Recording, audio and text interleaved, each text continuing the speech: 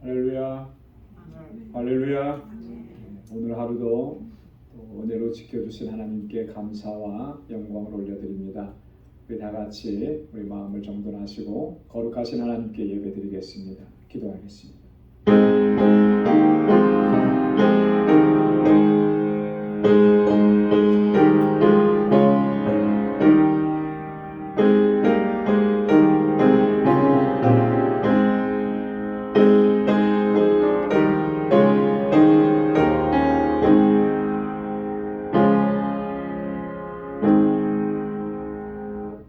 땅이여 하나님께 즐거운 소리를 발할지어다.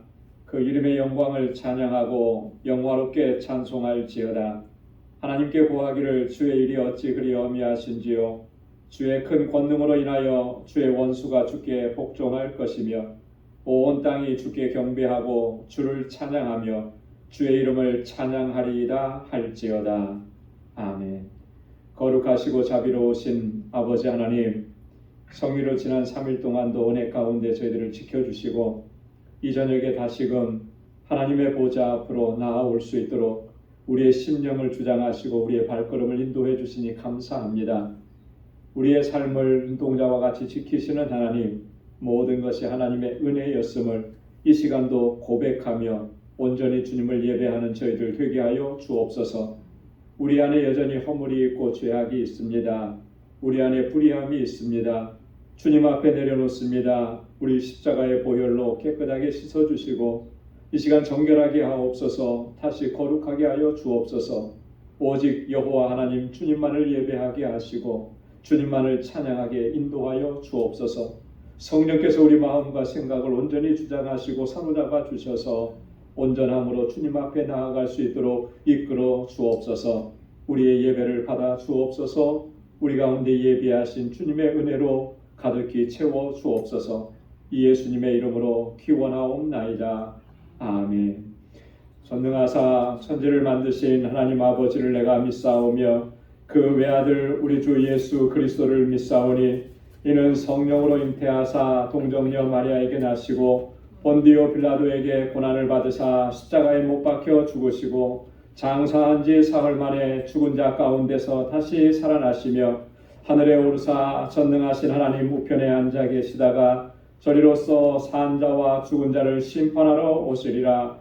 성령을 믿사오며 거룩한 공회와 성도가 서로 교통하는 것과 죄를 사하여 주시는 것과 몸이 다시 타는 것과 영원히 사는 것을 믿사옵나이다. 아멘. 이 시간 찬양으로 하나님께 영광 돌리겠습니다. 주를 위한 이곳에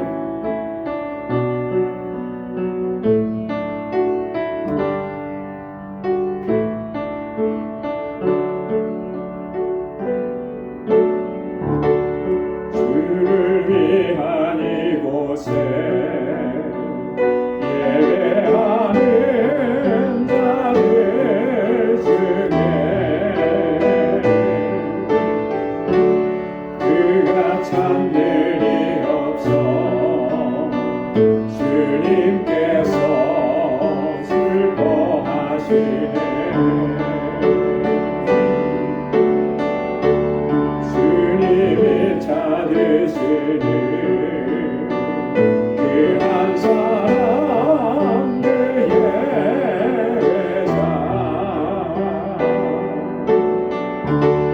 내가 그 사람 되기 간절히 주께 예배하네. 주은혜로 이곳에 서 있네. 주임제에 엎드려 절하네. 그 어느 것도 난 필요 없네. 주님만 경배해. 주은혜로 이곳에 서 있네. 주임대에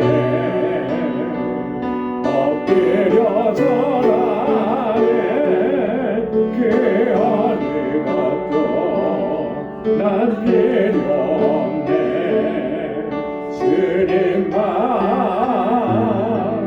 경배해. 주를 위한 이곳에 예배하는 자들 중에 그가 참는이 없어 주님께서 슬퍼하시네.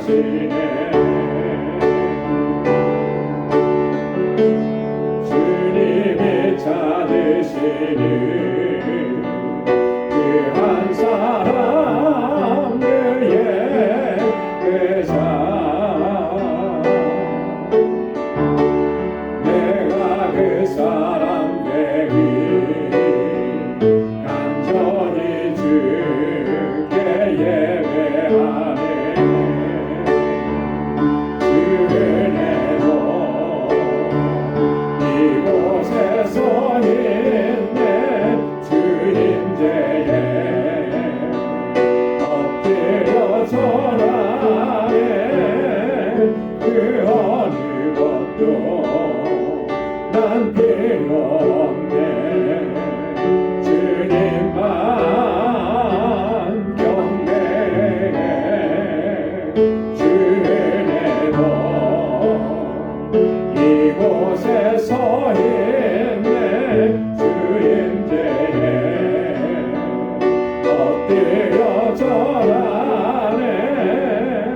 그 어느 것도 난 필요 없네. 주님만 경배해. 주 은혜로 이곳에서 있네. 주임제에 엎드려 절하네. 그 어느 것도 난 필요 없네. 주님만 경배해. 주 은혜로 이곳에서 있네. 주임제에 엎드려 절하네. 그 어느 것도 난 필요 없네. 주님만 경배해. 아멘. 주님 찾으시는 그 예배자가 되기를 소망합니다. 내가 매일 기쁘게 우리 힘차게 박수하면서 찬양하겠습니다.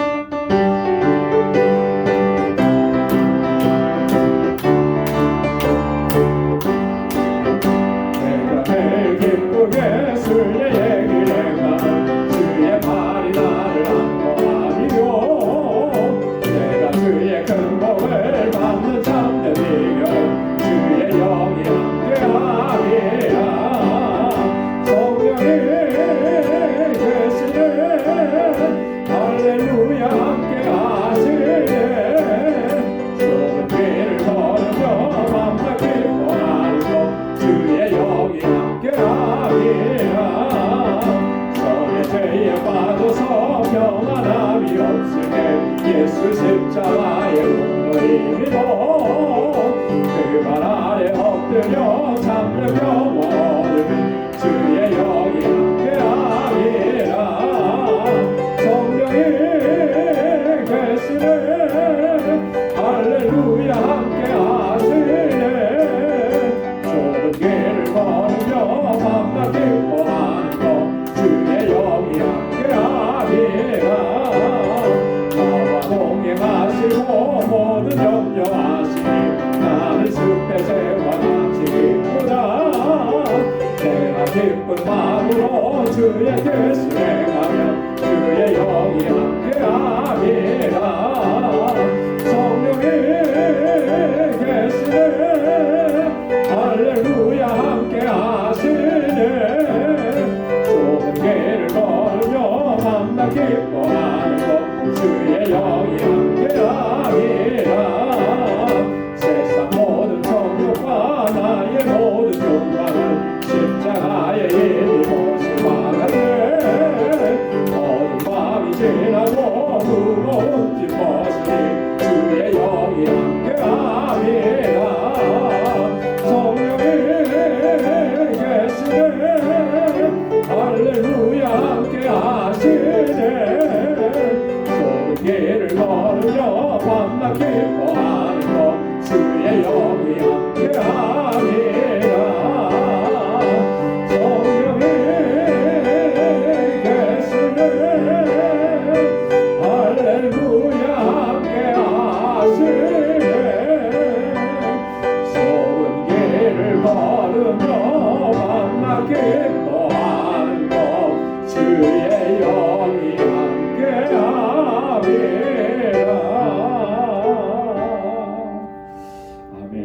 주의 성령께서 우리와 항상 함께 하실 줄로 믿습니다.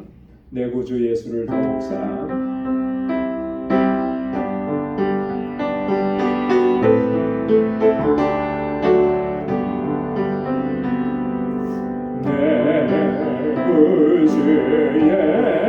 예수를 더욱 사랑 엎드려 비는 말 들으소서 내 진정소리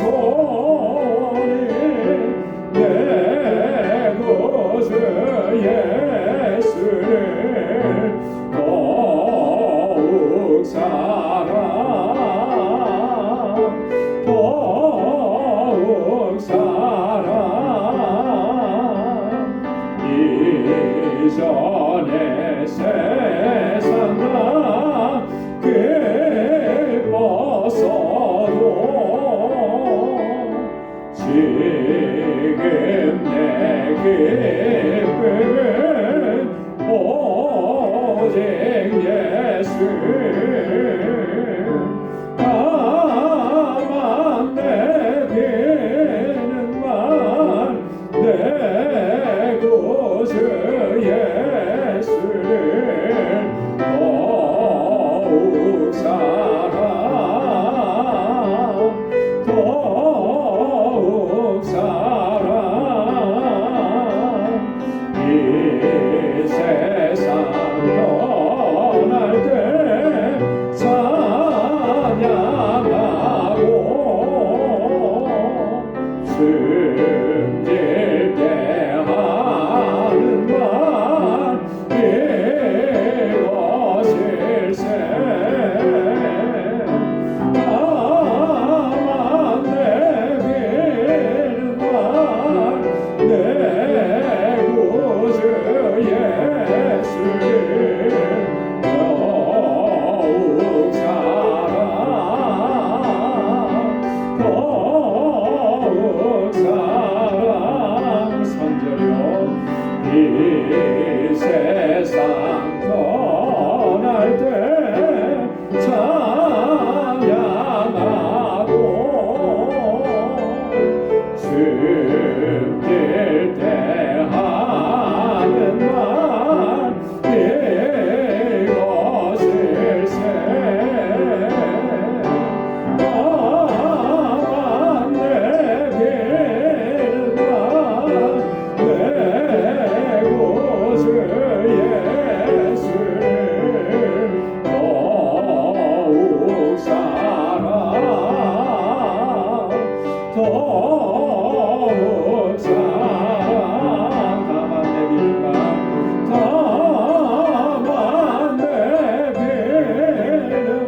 말 내 구주 예수를 더욱 사랑 더욱 사랑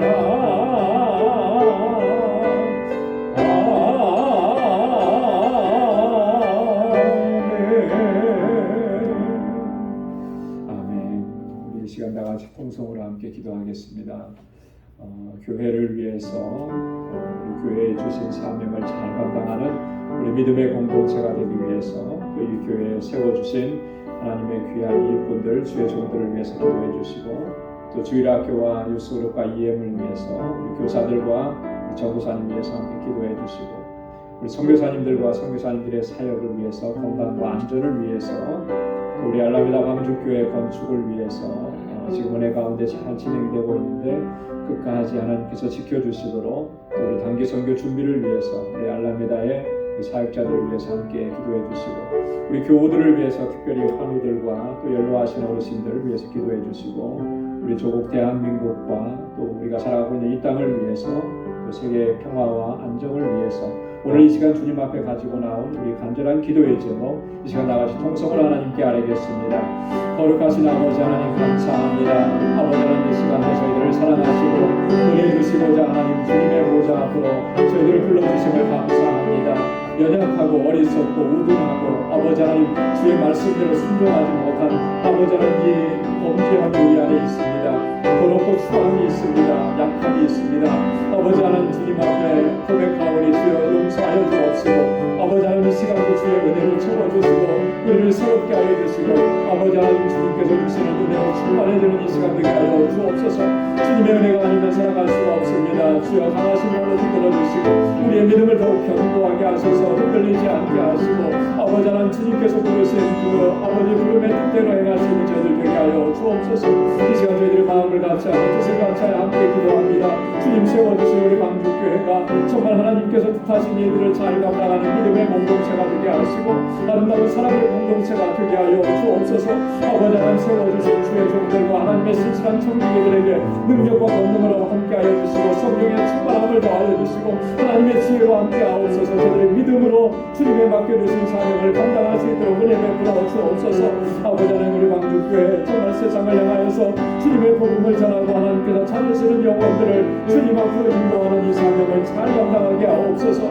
아버지 하나님 이곳에서 자라는 우리 사랑하는 자녀손들 아버지 하나님 우리의 주일학교와 유스교회가 이에 강건하게 붙잡아 주시고 아버지 하나님 사랑하는 주의 아들과 딸들이 믿음 안에서 아름답게 성장하고 이 세대를 이끌어가는 하나님의 귀한 일꾼들이 다 되게 하여 주시고 우리 교사들과 전도사님 아버지께서 은혜의 장중에 붙들어 주시고 아버지 하나님 저희들에게 지혜와 명철함을 허락하여 주옵소서. 하나님 아버지 세계 곳곳에 복음을 증거하는 우리 선교사님들 늘 강건하게 붙잡아 주시고 성령의 두루마기를 입혀주시고 아버지 하나님 저들의 역사 가운데 하나님의 놀라우신 아버지 성령의 역사가 풍성하게 일어나도록 도와주옵소서. 늘 안전하게 지켜주옵소서. 특별히 아버지 하나님 아이티의 박창환 선교사님 아버지 하나님께서 눈동자와 같이 살펴주시고 아버지 그 위험한 상황 가운데서 저를 지켜주시고 이 사명 잘 감당케 하여 주옵소서.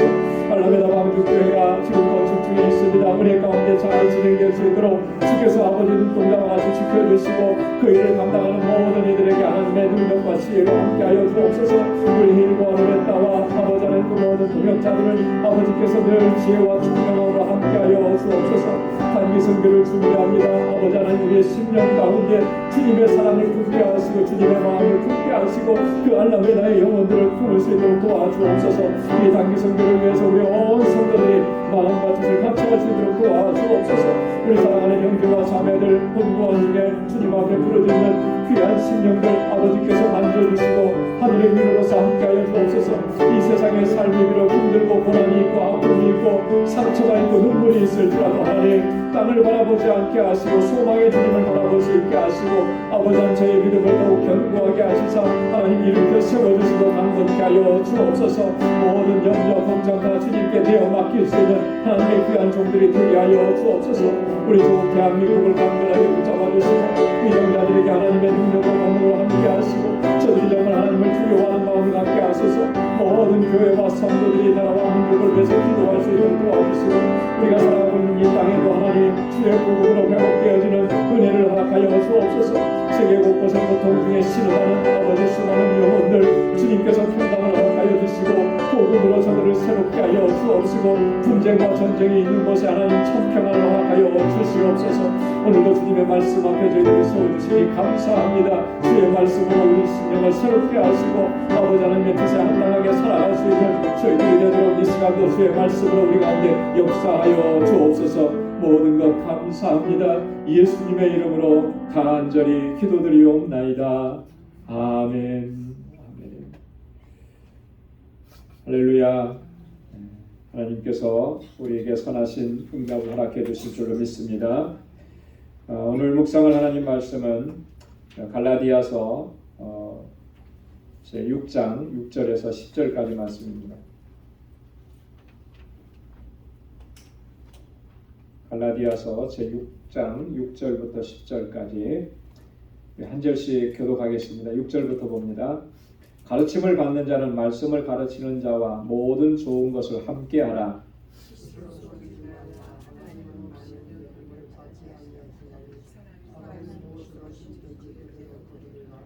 자기의 육체를 위하여 심는 자는 육체로부터 썩어진 것을 거두고 성령을 위하여 심는 자는 성령으로부터 영생을 거두리라.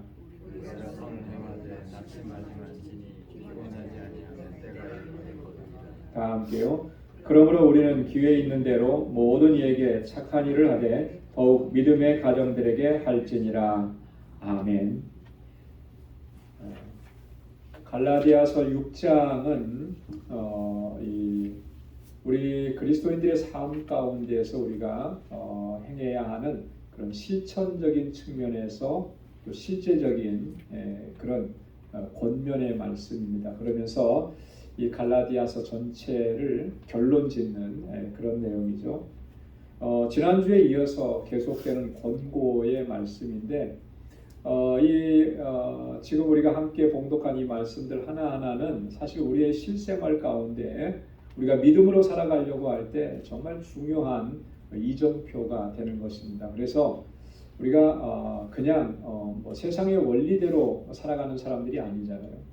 우리는 그리스도의 사람들이고 구원받은 하나님의 백성들이고, 그러니까 하나님께서 우리에게 말씀하시는 대로 그 길을 따라가야 되는 사람입니다. 그래서 바울이 그런 하나님의 뜻을 우리에게 세밀하게 하나씩 하나씩 권고해 주는 거예요. 지난주에 우리가 1장 1절에서 5절까지의 말씀을 통해서 우리가 몇 가지 권면의 말씀을 우리가 들었습니다. 거기에 보면 우리 공동체 안에서 어떤 범죄한 사람들이 있거나 그런 일들이 발견되게 되면 그 일을 어떻게 지혜롭게 처리할 것인가, 두 가지로 권고했는데 온유한 심정으로 그런 사람들은 바로 잡아주고, 그죠? 잘못된 것이 있으면 그건 바로 잡아야죠. 그대로 가면은 본인에게도 안 좋고 또 공동체 안에도 안 좋은 거예요. 그런데 중요한 건 뭐냐면 온유한 심정으로 나아가는, 정죄하고 비판하고 판단하고 그런 게 아니라 정말 긍휼히 여기고 불쌍히 여기고 그런 온유한 마음으로 바로 잡아주고, 또 그런 일들을 통해서 자기 자신을 돌아보라는 거죠. 우리도 다 똑같아요. 다 연약한 존재들입니다. 그죠? 단지 나는 그런 상황 속에 놓여 있지 않았을 뿐이에요. 내가 만약에 그런 상황에 놓인다면 나도 역시 그렇게 될 수밖에 없는 그런 깨어지기 쉬운 그런 유리 같은 존재들이. 그러니까 항상 어떤 일들을 보면서 나를 살펴야 되는 것이죠. 이런 것을 반면교사라 그러잖아요, 그죠? 어떤 잘못되고 안 좋은 상황이나 이런 일들을 보면서 그걸 통해서 나를 비춰보는 거죠. 그렇게 해서 나를 지켜나가는 거, 돌아보는 거, 이게 중요하다.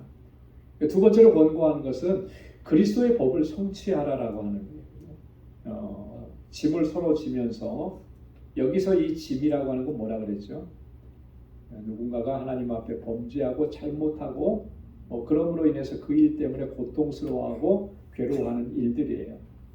그냥 그런 사람들을 보고 가만히 있는 것이 아니라 잘 됐다 이렇게 하는 게 아니라 정말 불쌍히 여기고 긍휼히 여기고 함께 가서 권고하고 위로하는 거죠. 그를 붙잡아 세워주고. 여러분, 우리가 뭔가 잘못했을 때 그 일로 인해서 사람이 낙심하고 절망하게 되면, 그게 너무 심해지면 스스로가 못 일어날 때가 있어요. 옆에서 격려하고 이렇게 세워줘야 되는 거예요. 그게 우리가 해야 할 일이에요. 거기서 짐을 서로 지라라고 하는 말은 그런 의미인 거예요. 그래서 구약 성경에 보면 정말 신실한 믿음의 사람들은요, 이런 고백을 합니다. 자기가 지은 죄가 아님에도 불구하고 이것은 나의 죄입니다. 그렇게 고백합니다. 조상 때부터 그렇게 내려왔던 그런 잘못들인데 결국 그것은 나의 죄고 우리의 죄입니다. 그렇게 고백합니다. 사실 이렇게 고백하는 게 쉽지가 않거든요. 그렇잖아요. 나는 아무 잘못한 것도 없는데 왜 내가 그걸 잘못했다고 얘기하나. 근데 사실 그런 게 정말 필요합니다. 이게 나의 그 속에도 나의 잘못이 들어있다라고 하는 것, 그걸 우리가 이렇게 인정할 수 있어야 돼요. 사실 세밀하게 따져보면 우리의 잘못이 다 있어요. 그죠? 나는 그런 일을 안 했다고 하더라도 그냥 그런 일이 일어나는 걸 수수방관했던 잘못도 있는 거죠. 그죠? 잘못한 것들을 보면서도 그냥 이그노하고 지나쳤던 잘못도 있는 거예요. 그랬기 때문에 일이 더 그렇게 된 거죠. 이게 사실 그래서 우리가 나는 아무 잘못 없다 이렇게 말할 수 있는 사람은 아무도 없는 거예요. 그래서 우리가 하나님 앞에 겸비하게 나가야 하는 것이죠. 그래서 나도 똑같은 죄인이고 나도 똑같이 잘못했으니 그 잘못한 사람의 그 낙심하고 절망되어 있는 그 사람을 다시 일으켜 세워주면서 사랑으로 그를 감싸줄 수 있는 그런 마음이 필요한 거죠. 여러분, 주님께서 주신 법은 내가 너희를 사랑한 것 같이 너희도 서로 사랑하라. 그죠? 그 사랑을 성취하는 것이 그리스도의 법을 이루어가는 것이다. 그리고 세 번째로 우리가 권면의 말씀을 들었던 것은 각각 자기 일을 살펴보라는 거예요. 그리고 자랑하지 말라는 거죠. 자랑하고 싶은 사람이 있으면 남에게는 자랑할 것이 하나도 없다는 거예요.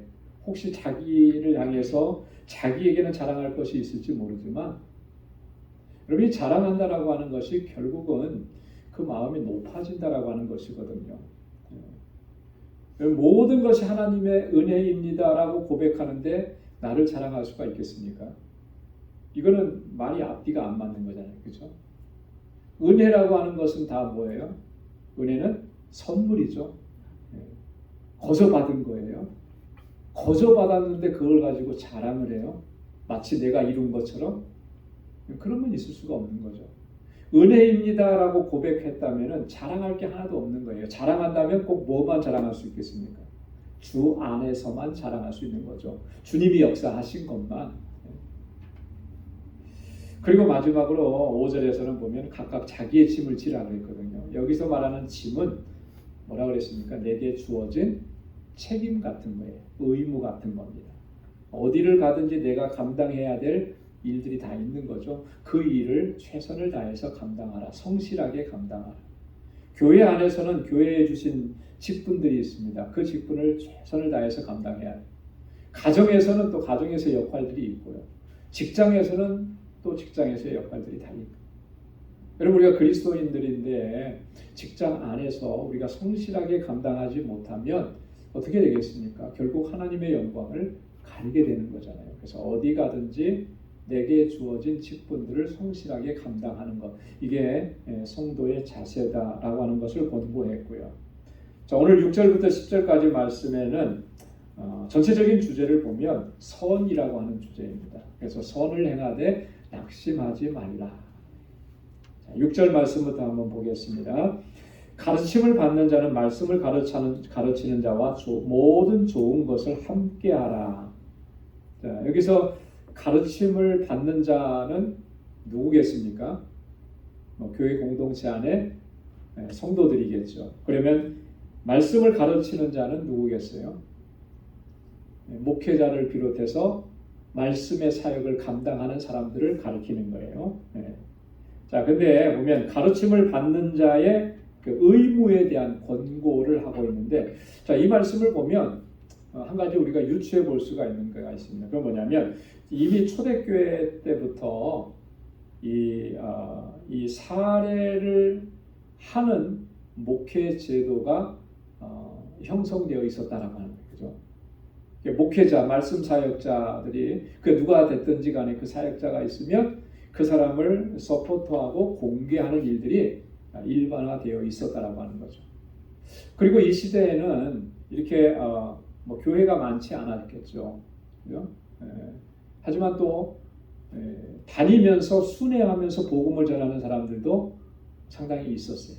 그래서 그런 사람들을 가리켜서 순회 전도자라 그러는데, 이런 사람들이 어느 지역에 와서 이렇게 말씀을 전하고 하나님의 말씀을 전할 때 그들이 정말 하나님의 말씀을 전하고 이 일을 감당하는데 어려움이 없도록 그런 생활적인 모든 배려를 권고하고 있는 거죠.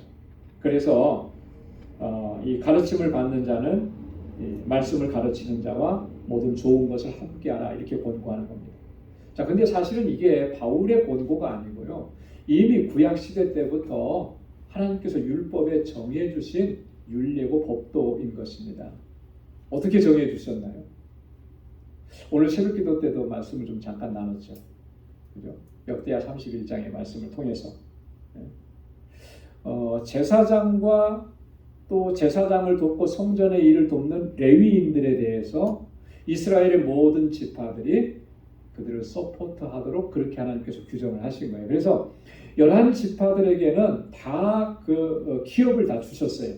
땅과 성읍과 농사 짓는 것과 다 기업을 주셨는데 레위 지파에게만큼은 제사장들에게만큼은 그런 땅을 일구어서 농사를 짓는 그런 땅의 경계를 주는 이런 기업을 주시지 않은 거예요. 단지 그들이 거주할 수 있는 성읍만을 기업으로 주신 거예요. 그러시면서 하나님께서 정하신 게 뭐냐면 모든 지파들은 그 수확을 하고 얻어들이는 첫 예물 그리고 11조 그것을 하나님께 드리는 것인데 그 하나님께 드려지는 것이 곧 누구를 공개하는 것이냐면 제사장과 레위인들을 서포트하는 거예요. 그래서 그 일을 감당하라고 그렇게 하신 거죠. 자, 그래서 바울은 이런 정신을 가지고 고린도전서 9장 11절에도 이렇게 말씀을 했습니다.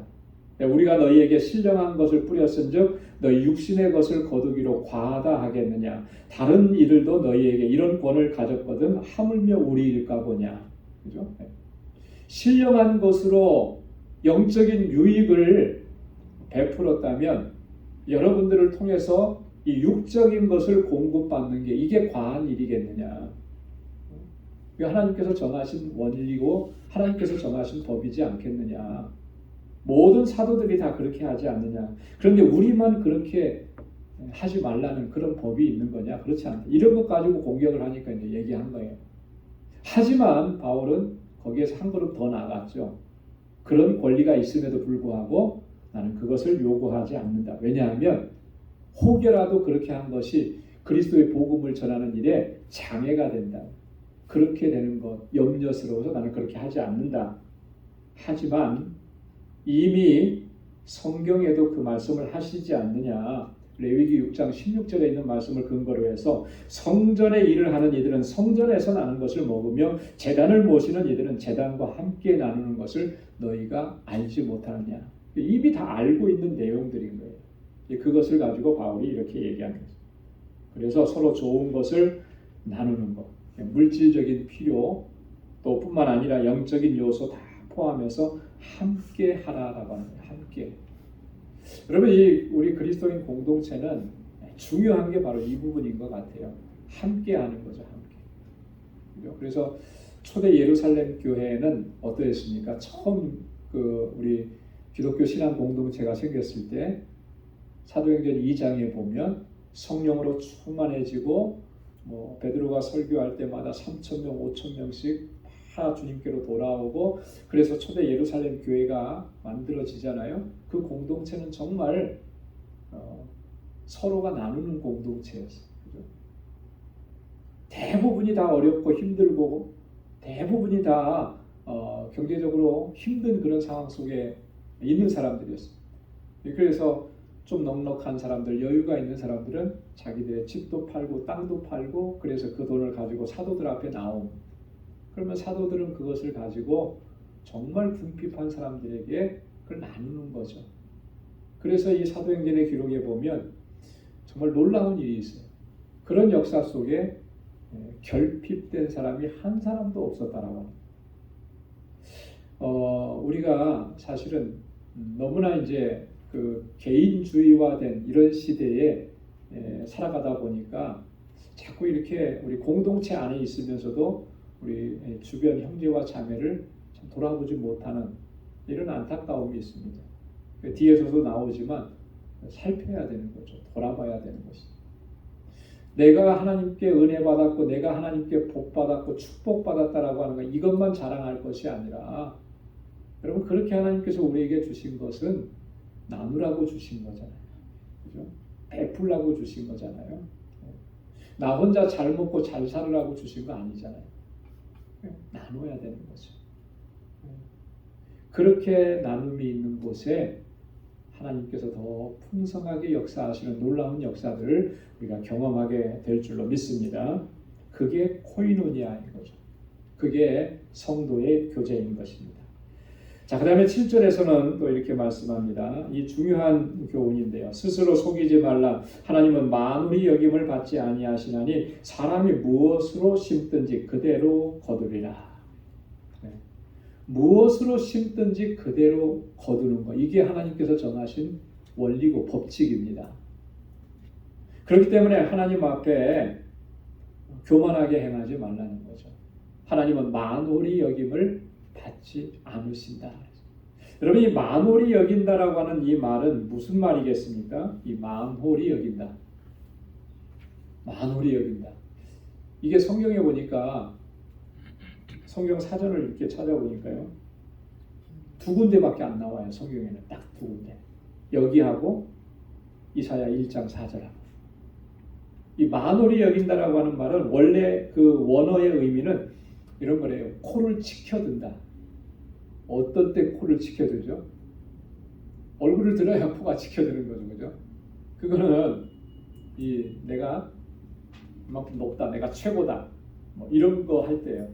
자, 내가 최고다, 내가 높다, 내가 가장 최고다 할 때는 또 상대적으로 뭐가 있느냐면 다른 사람에 대한 무시와 경멸 이런 게 있는 거예요. 이게 만홀히 여긴다라고 하는 말 의미입니다. 자, 그러니까 하나님은 그렇게 경멸하고 비웃고 그렇게 하실 분이 아니다라고 하는 거예요. 하나님은 그렇게 여김을 받으실 분이 절대 아니다라고. 그럼에도 불구하고 하나님을 만홀히 여기는 그런 일들이 우리 인생 가운데 있다라고 하는 거죠. 얼마나 있느냐. 이스라엘 백성들 가운데도 있었던 거예요. 그래서 이사야 1장 4절에 보면 이사야 선지자를 통해서 이렇게 말씀한 겁니다. 자, 이사야 1장 4절 거기 기록해놨는데 우리 같이 한번 읽어보겠습니다. 다 같이요. 슬프다 범죄한 나라여, 허물진 백성이요, 행악의 종자요, 행위가 부패한 자식이로다. 그들이 여호와를 버리며 이스라엘의 거룩한 자를 만홀히 여겨 멀리하고 물러갔도다. 만홀히 여겨. 하나님을 만홀히 여기고 범죄하고 부패해지고 하나님을 버리고 하나님을 멀리 떠나갔다. 이게 하나님을 만홀히 여긴 거예요.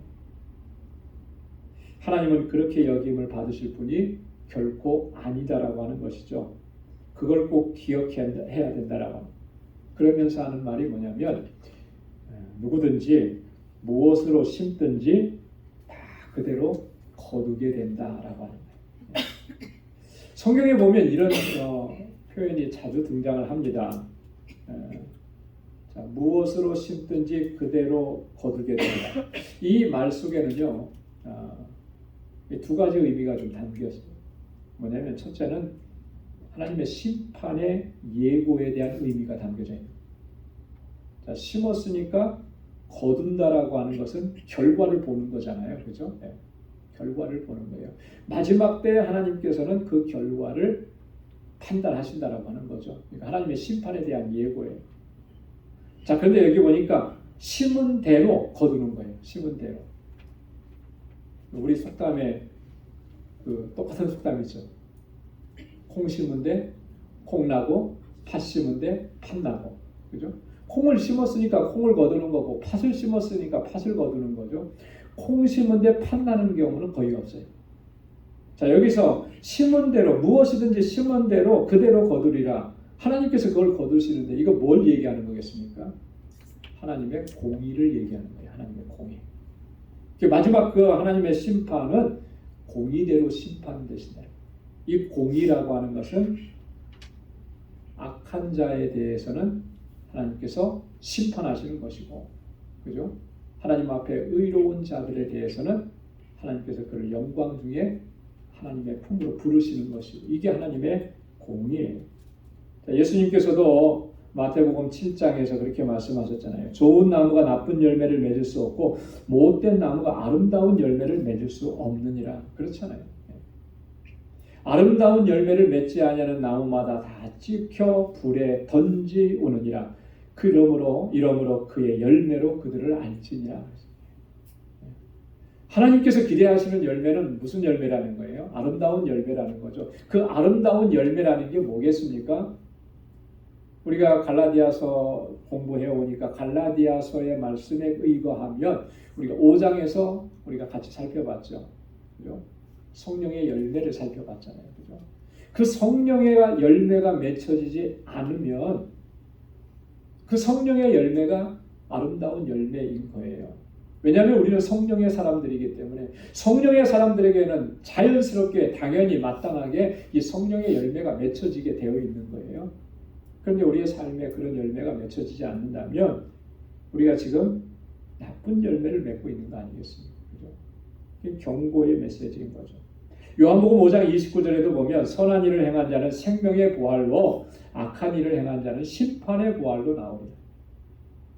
그 장례식 때마다 이 말씀을 자주 하관 예배 때 이제 많이 인용해서 이 말씀을 갖고 이제 증거하는데요. 여러분, 부활은 모든 사람들은 다 부활해요. 예수 믿는 사람만 부활하는 거 아니에요. 왜 놀랍다는 표정이시죠? 그렇죠? 여러분 기억해야 돼요. 예수 믿으니까 나는 예수 믿는 나만 우리만 부활하는 거야. 이렇게 생각을 우리가 한다면 그건 성경을 잘못 보는 거예요. 모든 사람은 다 부활합니다. 왜냐하면 하나님께서 동물하고는 다르게 우리 인간을 어떻게 창조하셨습니까? 영과 육과 혼으로 창조하셨어요. 그래서 동물들에게는 영이 없습니다. 이 혼이라고 하는 건 마음이거든요. 영혼은 또 다른 거예요. 그죠? 그러니까 이 영적인 존재는 소멸되지 않습니다. 없어지지 않아요. 한때는 어떤 사람들이 영혼은 소멸된다. 예수 믿지 않는 영혼들은 다 소멸된다. 이렇게 얘기했는데 그렇지 않아요. 예수 믿지 않는 영혼들이 다 소멸되면 필요 없는 게 하나 있습니다. 뭐가 필요 없을까요? 지옥이 필요 없죠. 지옥. 소멸돼서 없어지는데 지옥을 왜 만들어요? 지옥이 있다는 건 뭐예요? 영혼이 소멸되지 않는 거예요. 그죠? 자, 그런데 사람은 다 죽죠. 그리고 주님께서 심판하러 이 세상에 오실 때는 그 죽었던 영혼들이 다 다시 사는 거예요. 부활. 예수 믿은 사람도 부활되고 예수 안 믿던 사람도 부활되고. 그죠? 근데 우리가 똑같은 이런 육체를 가진 것이 아니라 영적인 세계에서 합당한 육체를 갖고 부활을 하게 돼요. 성도는 여기 보니까 뭐라 그래요? 선한 일을 행한 자는 성도를 얘기하는 생명의 부활로, 영생의 부활로, 하나님의 나라에 합당한 존재로 다시 사는 거예요. 그리스도와 같이. 그래서 영원하신 하나님의 나라에 거하는 겁니다.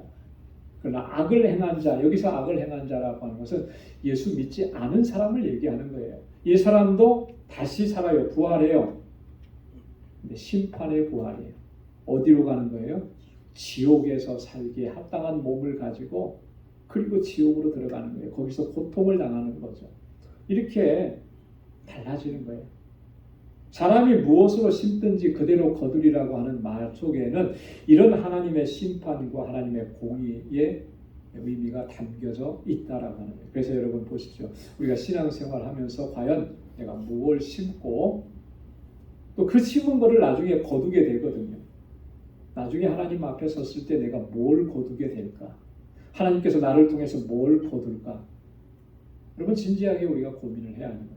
그래서 오늘 사는 동안에 하나님의 뜻 안에서 주님의 뜻대로 순종하면서 그렇게 성령을 쫓아서 그렇게 믿음으로 살아갈 수 있기를 주님의 이름으로 축원합니다. 자, 그래서 무엇으로 심든지 그대로 거두리라고 한 이 말씀을 8절에 가서는 조금 더 구체적으로 설명합니다. 8절 말씀을 다 같이 한번 읽어볼까요? 자기의 육체를 위하여 심는 자는 육체로부터 썩어진 것을 거두고 성령을 위하여 심는 자는 성령으로부터 영생을 거두리라. 아멘. 자, 육체를 위해서 심는 자는 육체로부터 뭘 거둔다는 거예요? 썩어질 것을 거둔다.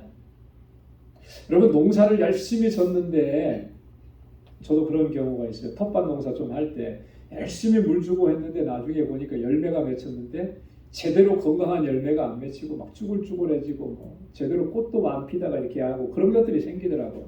자, 그런 거 보면은 정말 너무 황당하고 그죠? 속상하고 그래요. 자, 썩어진다라고 하는 건 그런 거거든요. 그런 의미예요. 아무 쓸데도 없고 내가 버려야만 되는 육체를 위해서 심으면 그런 것들을 거두게 된다는 거예요. 자, 그리고 육체를 위해서 심는다라고 하는 말이 무슨 말이겠습니까? 육체를 위해서 심는다. 갈라디아서 5장 다시 돌아가 보면 우리가 갈라디아서 5장 공부할 때 이 바울이 그 육체의 소욕이 뭔지를 아주 구체적으로 얘기했어요. 그래서 갈라디아서 5장 16절부터 19절까지 말씀을 다시 한번 천천히 읽어보시면 육체의 소욕들, 육체를 쫓는 삶이라는 게 뭔지를 자세하게 얘기를 했습니다. 그런 것들이에요. 그런 걸 쫓아가게 되면 결국 나중에는 썩어질 것을 거두게 된다. 골로새서 3장 5절에도 보면 바울이 그래서 땅에 있는 지체를 죽이라. 이 땅에 있는 지체가 육체인데 음란과 부정과 사욕과 악한 정욕과 탐심이라. 탐심은 우상 숭배라. 이런 것들은 결국은 썩어질 것을 거두게 되는 거라. 요한일서 2장 16절에도 보면 이는 세상에 있는 것이 육신의 정욕과 안목의 정욕과 이생의 자랑이니 다 아버지께로 쫓아온 것이 아니요 세상으로 쫓아온 것이라.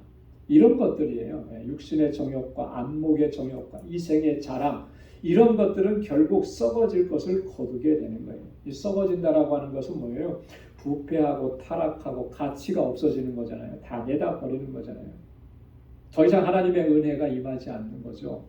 그래서 영원한 멸망에 이르게 되는 그런 상황들을 이야기하는 것입니다. 자, 그러나 반대로 성령을 위해서 심는 자는 성령으로부터 뭘 거둔다는 거예요? 영생을 거두리로다. 자, 성령을 위해서 심는다라고 하는 게 무슨 말이겠습니까? 성령을 쫓아 행하는 거죠. 성령을 쫓아. 그래서 우리의 삶 속에 갈라디아서 5장 22절 이하에 성령의 열매가 맺혀지는 삶을 위해서 골로새서 3장 12절로 17절에 보면 예수 그리스도로 옷 입는 삶을 구체적으로 얘기했는데 이런 것들을 얘기하는 거예요. 이런 사람들은 영생을 거두리. 이 영생이라는 말도 그냥 죽지 않고 영원히 사는 그 말을 의미하는 것이 아니고 그보다 좀 폭이 넓은 거죠. 하나님 안에서 가장 가치 있는 삶을 살아가게 된다라고 하는 거예요. 하나님 안에서 가장 가치 있는 삶. 세상 속에서 이렇게 재물을 많이 모으고 성공하고 이름이 나고 그래서 그걸 가치 있는 삶으로 여기는 것이 아니라 그건 세상에서 가치 있다고 여겨질지 모르지만 그건 다 어떻게 되는 거라고 했어요? 썩어질 것이라 그랬잖아요. 그렇죠? 영원한 것, 하나님 안에서 영원한 가치, 최고의 가치가 있는 것은 그건 절대 썩어지지 않는 거죠. 하늘에 쌓아진 보화는 좀이 슬지 않는 거예요. 하늘에 쌓아놓은 보화는 도둑이 뚫지를 못한다고 예수님 비유로 말씀해 주셨잖아요. 이 땅에 쌓아놓는 것은 어떻습니까? 이 땅에 쌓아놓는 것은 불안해요. 그죠? 사실. 그러니까 집에 돈 좀 있는 사람들은 뭐예요? 금고, 튼튼한 금고 마련해 놓고 그거 누가 못 가져가게 이러는 거잖아요. 어떤 사람은 캐시로 이렇게 가지고 있다가 환율이 바뀌고 또 어떨 때는 화폐 개혁 같은 게 일어나고 그러면 이게 종이짝처럼 없어지잖아요. 사실 그게 가치 있는 것들이 아니죠. 그런 것들을 추구하게 되면 결국 마지막에 썩어질 것을 거두게 되지만 성령을 쫓아 행하게 되면 결국 영생을 거두는 거예요. 이게 하나님의 법칙입니다. 그래서 우리가 썩어질 것을 추구하는 삶이 아니라 성령을 위해서 심고 영생을 거두는 그러한 복된 삶이 될 수 있기를 주님의 이름으로 축원합니다. 그 다음에 9절과 10절에서는 이 선에 대해서 얘기합니다. 선을 행하는 것에 대해서.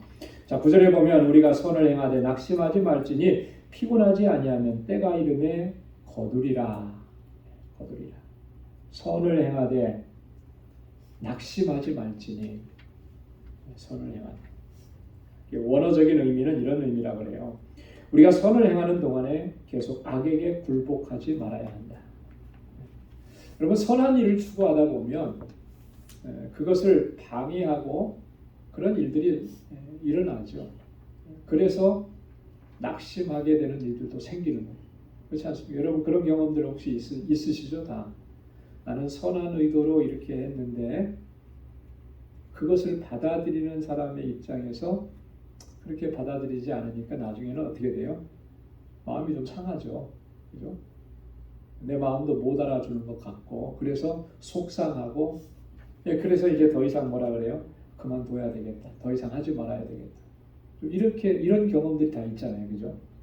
그런 경우들을 얘기하는 거예요. 근데 선을 행하다가 낙심하지 말라는 거예요. 낙심하지 말라라고 하는 말은 무슨 의미가 담겨져 있습니까? 낙심하게 되는 그런 상황이 될지라도 계속해서 그렇게 하라라고 하는 권면의 말씀인 거예요. 그게 우리가 해야 할 일이라고 하는 거죠. 그리스도인들이 감당해야 되는 일이라고 하는 거예요. 여러분, 이거 낙심하게 된다라고 하는 거는 왜 낙심합니까? 그 사람을 보니까 낙심을 하는 거예요. 그죠? 상대방의 반응을 보니까 거기에 포커스를 맞추니까 낙심할 수밖에 없죠. 내가 저 사람을 도와주려고 했는데 그 사람이 잘 받아들이고 좋아하면 마음이 기뻐져요. 그죠? 그게 더 해주고 싶어요. 누구나 다 그렇게 하지는 않죠. 어떤 사람은 그렇게 도와줬는데도 반응이 없어요. 고맙다는 말도 없고 그러면 낙심이 되죠. 자, 이런 게 다 어디에 포커스가 맞춰져 있느냐면 그 상대방에게 맞춰져 있는 거예요. 상대방에게 포커스를 맞추면 그렇게 될 수밖에 없는 거예요. 자, 우리가 선을 행할 때 여러분 어디에 포커스를 맞춰야 되느냐면 하나님의 명령과 하나님의 약속에 포커스를 맞춰야 돼요. 이건 하나님께서 우리에게 명령하신 거예요. 그러니까 누가 어떻게 했든지 간에 누가 어떻게 나왔든지 간에 그거하고는 상관없이 우리가 감당해야 되는 일인 거예요. 여러분 명령인데요. 이래서 못한다 저래서 못한다 이렇게 할 수 있는 거겠습니까? 그럴 수 없는 거잖아요. 명령은 상황이 어떻게 됐든지 간에 그걸 해내야 되는 게 명령인 거예요. 그래서 군대 용어로 군대에서도 보통 그러죠. 전시에 전쟁이 일어났을 때 상관의 명령을 거역하게 되면 어떻게 되나요? 그 자리에서 상관이 죽여도 이게 법적으로 문제가 안 되는 거예요. 그만큼 무서운 거죠. 명령은 그만큼 절대적인 거예요. 자, 근데 우리는요, 하나님의 명령을 그렇게 절대적으로 받아들이지 않고 너무 쉽게 받아들이는 경향. 그죠? 어떻습니까? 솔직하게 고백하면. 하나님의 명령을 정말 무겁게 받아들입니까? 그러지 못한 것 같아요. 다 내 형편과 사정에 맞추어서 받아들일 건 받아들이고, 이거 노할 건 이거 노하고, 이제 그러면서 이제 우리가 신앙생활, 그래도 곧잘 신앙생활 한다고 지금까지 우리가 해오잖아요. 사실 우리가 정말 하나님 앞에 설 때 부끄러운 것밖에 없는 거죠.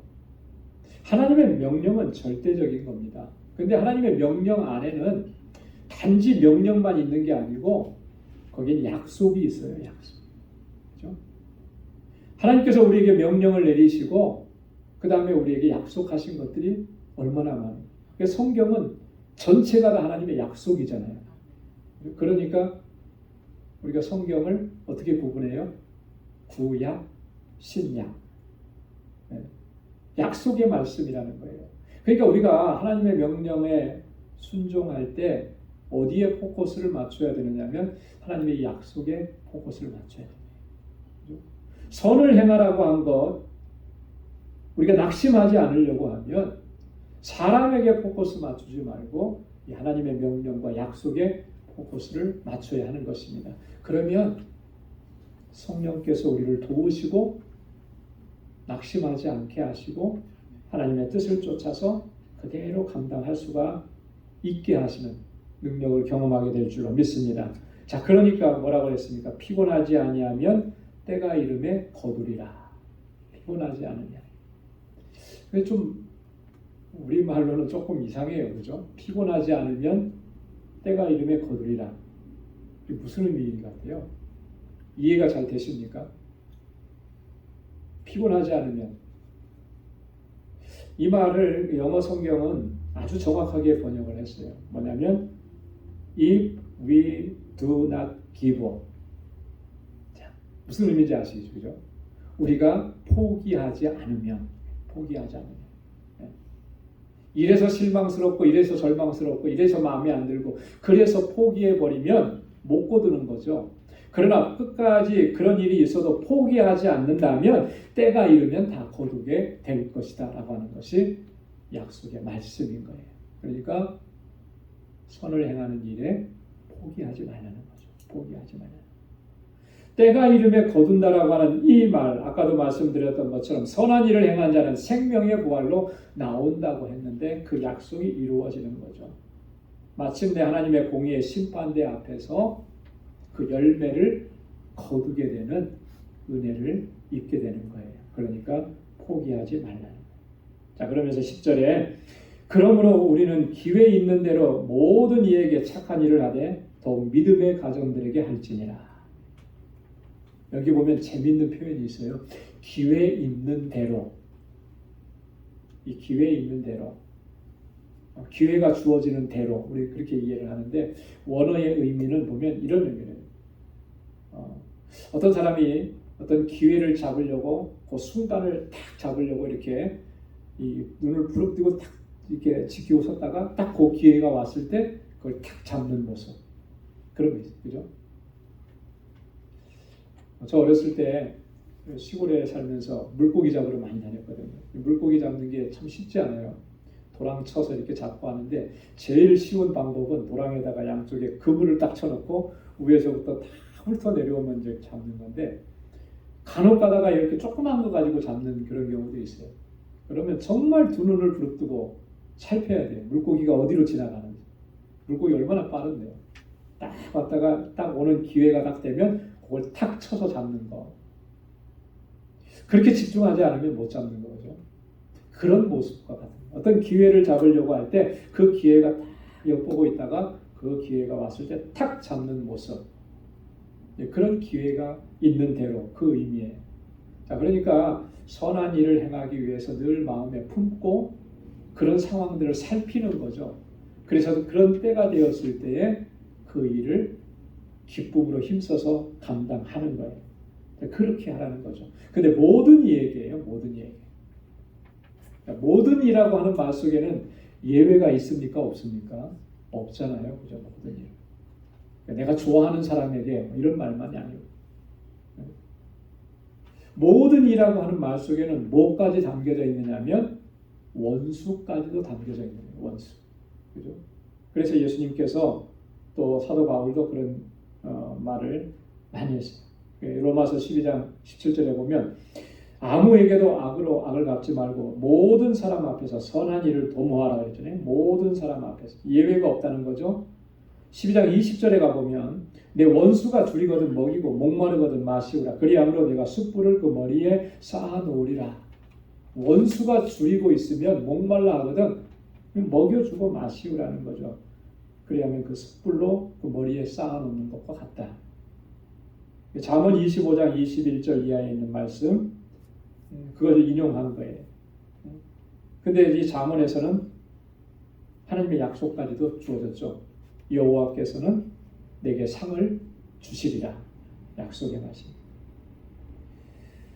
하나님께서 상을 주신다라고 하는 건 뭐예요? 하나님 기뻐하시는 거라는 거죠. 그죠? 하나님께서 그거를 인정하신다라고 하는 말씀인 거잖아요. 자, 그런데 모든 이에게 선을 행하는데 더욱 믿음의 가정들에게 할지니라. 믿음의 가정들에게 더욱 힘써라라고 합니다. 바울이 얼마나 이 공동체가 가족이라고 하는 것을 강조하는지 몰라요. 그죠? 여러분 우리 그리스도인 공동체는 서로 다른 배경과 뭐 이런 걸 다 가지고 있지만 그리스도 안에서 우리는 한 가족이에요. 가족. 꼭 우리가 신앙생활을 하면서 이 공동체 안에서 신앙생활을 하면서 그걸 꼭 기억해야 돼요. 여러분들 가정에 식구들 가운데 누가 어렵거나 힘들거나 그러면 그거 그냥 모른 척 하겠습니까? 여러분들의 자녀들이 여러분들의 부모님들이 어려운데 그럴 수 없잖아요. 그죠?